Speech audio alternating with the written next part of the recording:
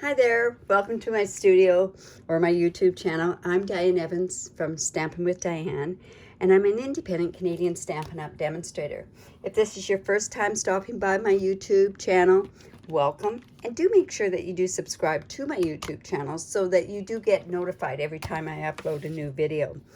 So today I'm using this Magic in the Night suite, and this is the suite that's actually in the mini catalog. It has a beautiful designer series paper, of course this bundle that I've just showed you, black glitter paper, iridescent pearls, and this metallic mesh ribbon. The only thing I didn't use in this suite was the embossing folder. So remember, if you do buy this Hello's Night Magic bundle, that you do buy it together, you do save 10% when you do that.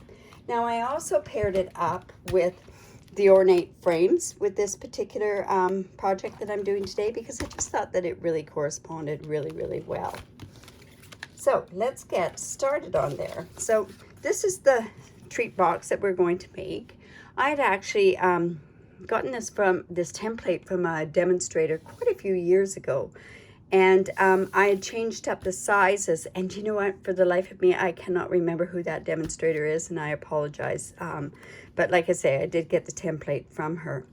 So this is a self-closing box. So I'm just going to show you how I did it. You're going to need, I've used rich raspberry. You're going to need a piece of rich raspberry, and it is cut at 5.5 by 7.5. I have a piece that is 4 inches by 2 inches of rich raspberry. I also have a scrap piece in there. I have 2 pieces that are 3 1/4 of the designer series paper. This has that beautiful floral on the back, and this has got the bats. And this is 3 1/4 by 3 1/4, and you're going to need 2 of those pieces there. And also the black glitter paper. This is 3/4 by 3.5 inches, and I believe that this one is 1.5 by, let's see, this is 1.5, no, 1 3/4, or 1.5 by 3.5. And I really thought that looked really nice on there. So, okay, so let's get started. So the first thing that we're going to do is we are going to score this. Now, I like my scoreboard for doing the big scores on different boxes and that sort of stuff. So let's go ahead and let's get this scored. So on the short side, or as some people call it, the portrait side, I'm going to score it 1 inch on both sides. So that's at 1 inch, and this will be at 4.5. And then I'm going to turn it. And then what I'm going to do is I'm going to score this at 1/2 inch on the side. Whoops. And 1/2 inch just on that side. And then I'm going to score down to 4 inches. And then that's at the 7.5. Then what I'm going to do is I'm actually going to take this and I'm going to turn it like this. And then I'm going to only score down to this 1 inch line, and it's 1 3/4. This looks like it's at 3.5. And then this one's at 5 1/4. All these measurements and the score lines and everything else will be all on my blog. And there'll be a link to the blog down below. So I don't need that anymore, but I am going to bring in this, my paper piercing mat. And now what I'm going to do is I'm going to go, and I want to score to get the diagonal lines on here. So I'm going to take a ruler, and that is the middle mark there. And I'm just going to take my stylus and just go score it right down to that corner there. And then this one's going to be scored from this corner right down to the middle. And the same for the second square over here.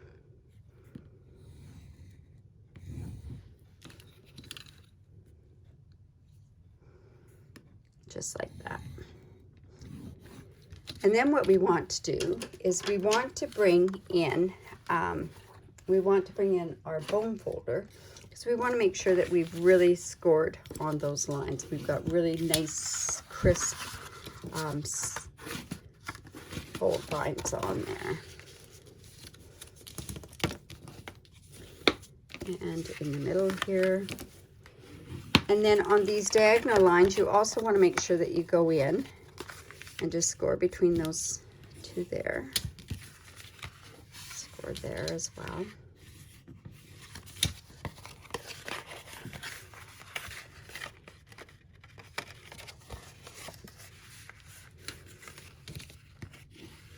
And score it, and then also score it on this side as well.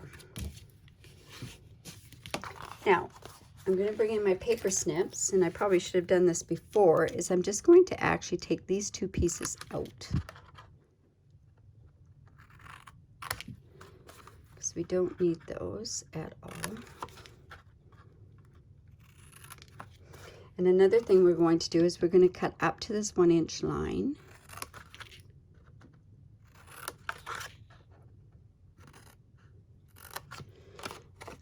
And then we're just going to take a little tiny wedge out of all of those pieces there.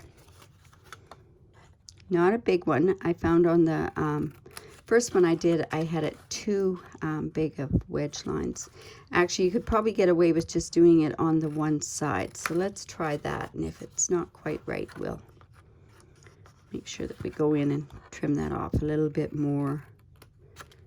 And one off the end here as well.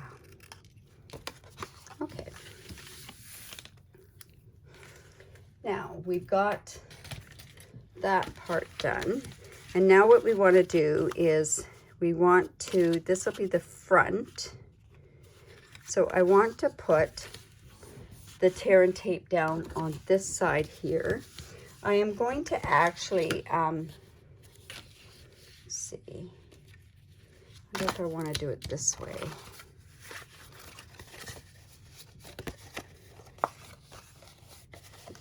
I think that's what I'll do. Okay, so I'm going to actually,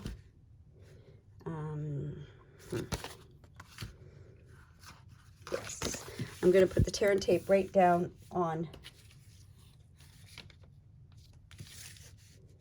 let's see, yes, that'll work. I'm going to put the tear and tape down here. Now I'm going to put it fairly close to the edge, but not right at the edge, because you could get that stickiness and it'll keep sticking that way. Now that's going to go that way. So this is going to be the front of the card. So then what I want to do is, let's see, I'm going to put the tape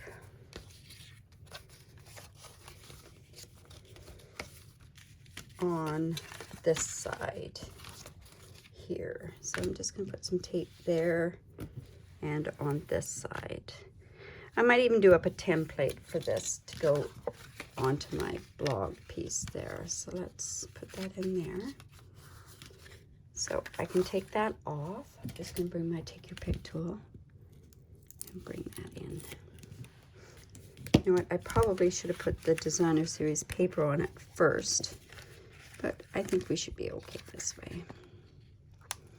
So we're just going to lay that on there. And there we go. Okay, so, okay, good. All right, so now we're going to take these pieces here and we're going to mark at the halfway mark in between here, which is 1 5/8. So I'm just going to take my pencil and just do a very, very light mark at 1 5/8. And we're going to do this on both pieces. There's 5/8. And we're going to bring in the trimmer.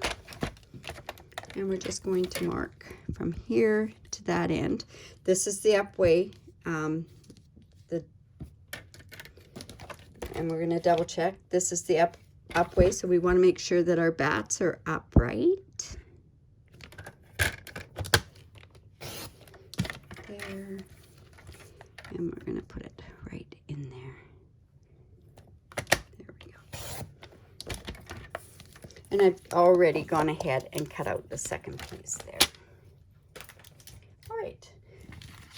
So I find the best way to do this is to take the Tombow glue, and we're going to just put that on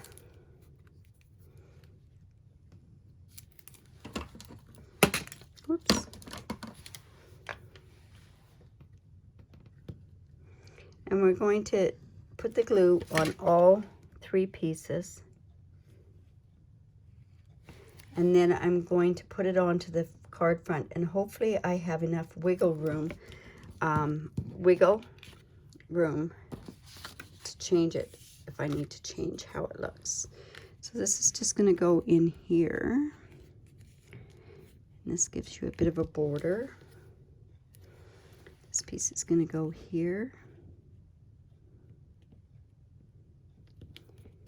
Oops. We can take that stickiness out with our embossing buddy if it's sticky afterwards. Pull this up a bit, and there we go. So there's the front part of it. I'm just going to actually go in with that embossing buddy just to take that stickiness away. And then we're going to go ahead and do the same on the back.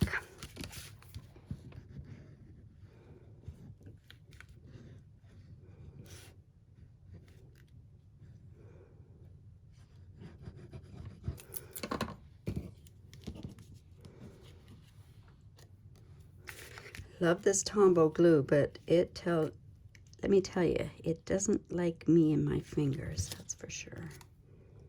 Let's put this one here. See what I mean? We want to be able to move that just a bit. Let's see if I can get that on there right. There we go. There. All right, so there's the back side done as well.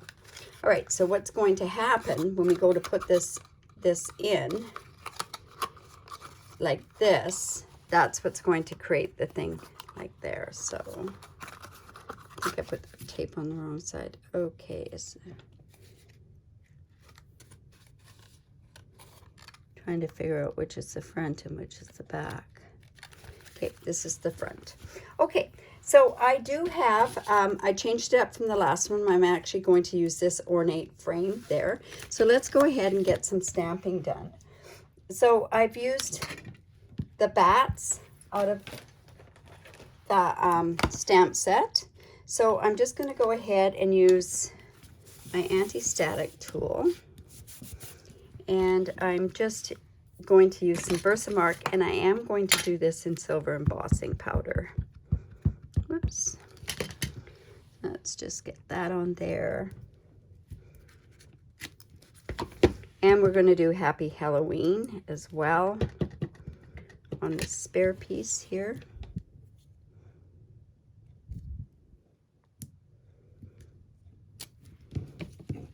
Put that into our embossing powder. I just have a big bucket of it. I find it's the best for me. And we're going to do the bats. There we go. And we're going to be using the dies to cut it out, so I don't worry too much if there's stuff all the way around it. Or you can go in with just a brush and just brush your stuff off there as well. And then we're going to heat set that. Now I've already gone ahead and done that. And we're going to bring out, and I've cut them as well. So I have my 2 rich raspberry bats. I've cut out the other bat, the small little bat from the designer series paper. And I've also gone ahead and kind of cut this part out with in the rich raspberry. And that's just to save time while we're on here. So let's go ahead and let's decorate it. So I'm going to actually put this on top of here. Now I don't know, do I want to do it separated? Yeah, you know what? I think I can. I think it looks kind of neat instead of it just being. So I'm just going to take this and cut around there and just cut this part off. And what better thing to use than black dimensionals, because we're not going to see any of the, we don't want to see the black. Now I don't have any of the big dimensionals, so what I'm going to do is, on these dimensionals, they tend to have big areas here, so I'm just going to cut that, and that's what I'm going to put onto the back of this. I don't know why it has such big margins there. It's rather strange. And of course, I just take my Take Your Pick tool and just do that like that. So there's a bit of something that needs to be poked out. There we go. So we're just going to put that across there. And let's go in and we'll put our dimensionals on the back of the Happy Halloween. And I think I can do it also on the back of the bats too. Might as well do that while I'm here. So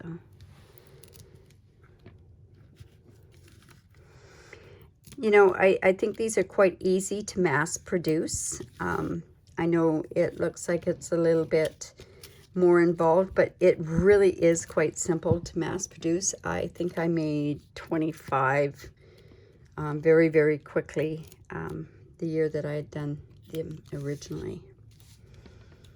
Now, looks to me like this bat's a bit chopped off, so let's grab another bat and we'll put that down there.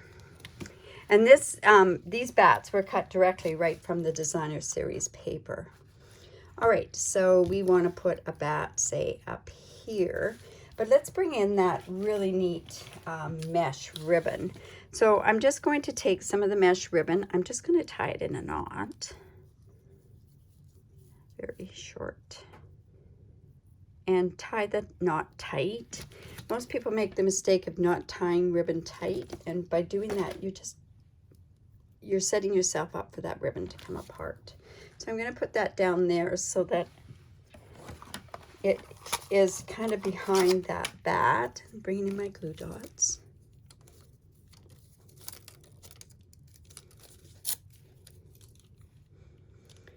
And let's see, we'll put one right there. And let's put that bat. You know what, I don't know if I need that. I don't think I need this dimensional. I'll take these dimensionals off.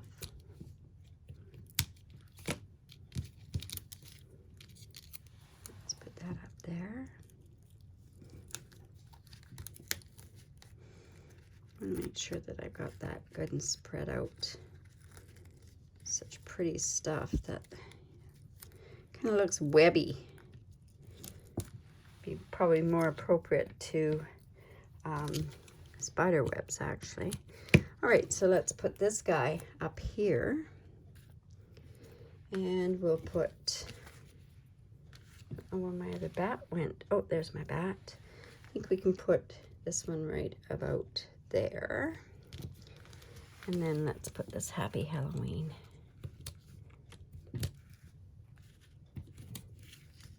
I'm really loving this rich raspberry with the Halloween cards. I think it looks so nice. Let's see if that's about right. Put that over to that side there. Maybe just bring this over a little bit here.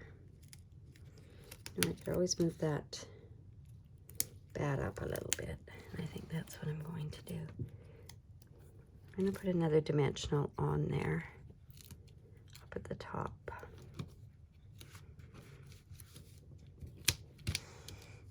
There we go.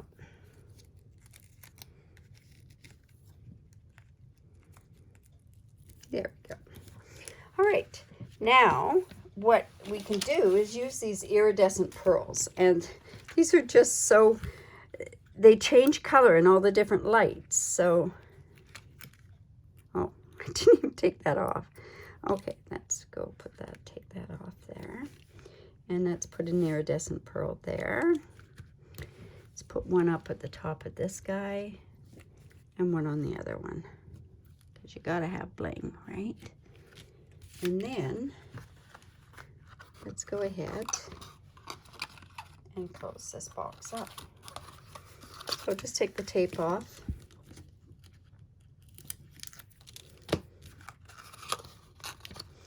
And the box closes up as a square on the bottom, a is what it does. So this actually, I did put the tape on the wrong side.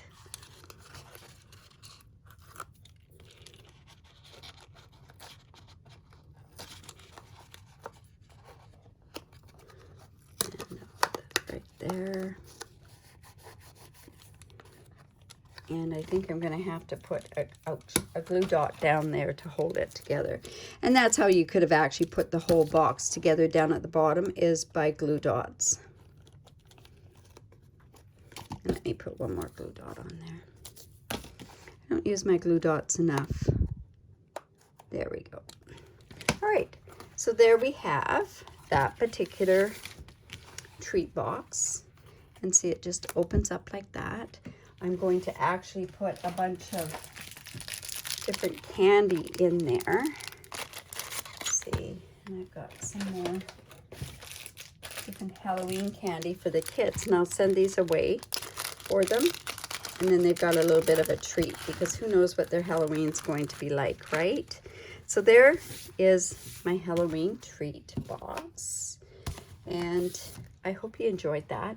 Like I say, it goes almost identical with this card. Oh, I know. I forgot to put this on. I'm just going to put that onto the back. So let me just quickly put that onto the back.